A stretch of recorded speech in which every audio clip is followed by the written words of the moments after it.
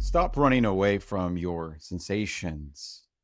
They are literally the aliveness that you are. We tend to think about experience. Like I'm saying these words, and I know I say that a lot, but this is a great example because it really puts me in a situation where I can look through it, my direct experience, right? And direct experience is ultimate truth because only what you see, what you experience, what you believe is ultimately what you can rely upon. It's your certainty, it's your truth. And no one's going to give you the inner authority, the validation, the power to say, this is what's true for you. This is the misunderstanding that we have in society today, which is really just more projections coming from your conditioning, your beliefs, right? It's not really you doing it. So that's what you need to really look at. Okay. What validation and approval am I looking to get? Because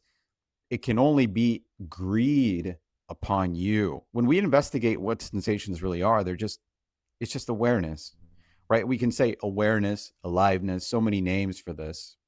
It really gets confusing to the mind because the mind is trying to understand awareness. But awareness is the very fact. It's the ultimate subject. You know, interpretation happens inside of it. It's expressing in these words, but it's not separate from these words. You see, this is what the mind does. It thinks about experience. So right now, it's thinking about I'm speaking, I'm a person, what's my story? So it creates a separation.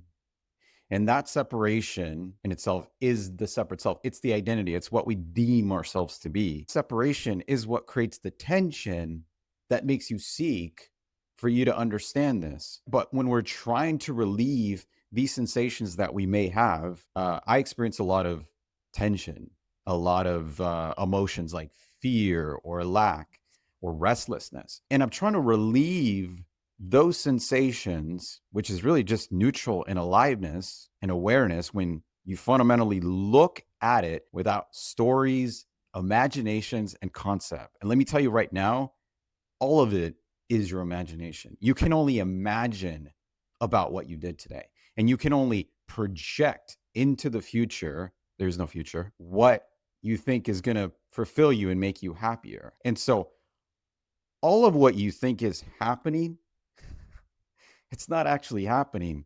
It's your understanding of what's happening. It's your knowledge of what's happening.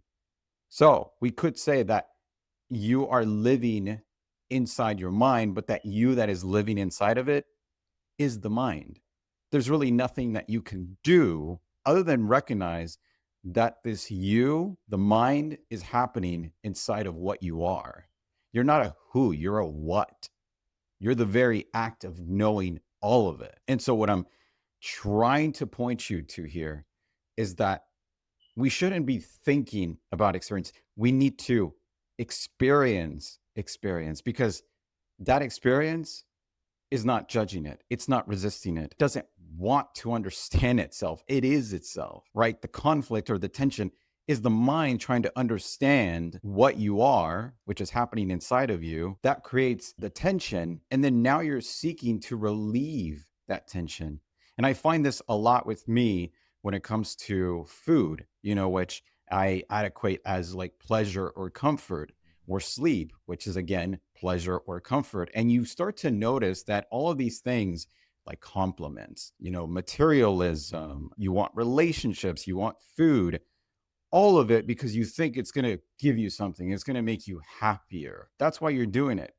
But if you understand that fundamentally what you think you're going to get, you're not actually going to get it. You're just going to come back to the recognition that there's only this awareness, this aliveness. And that aliveness itself is the pleasure. It's the relief that you're looking for. It's not in the food. Trust me, I've looked. It's not in the person. Been there, done that. It's not in a new car, never works, because those things are completely neutral. Again, you only want it because the mind is telling you that you want it based on the knowledge, which is all happening inside of what you are. And that which you are is a no thing. You see, This is all an expression of this no thing. The confusion is that the mind, because it tries to understand it, is that it makes it into an object. Ooh, awareness. It's an object. Where is it? Where is it? It's like you being in a cave and you're like, okay, well, where's the cave? Well, it's right there. And so it seems like a paradox, but it's only a paradox when you think that awareness is an object. It's not an object. It's a no thing. It's literally that which hears, that which sees, that which feels, but it's not seen. It can't be felt. It's the very fact of having that experience, and that is known.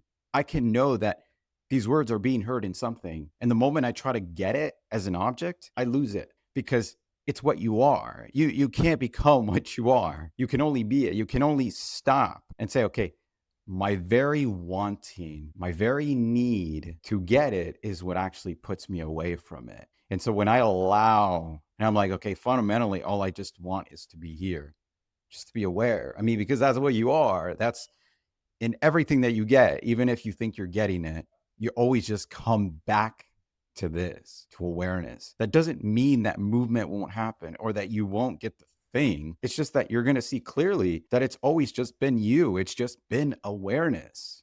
Really investigate sensations because they really put light, separate self, right? The thinking about experience. And then it's all based on stories and imaginations. So good luck, guys.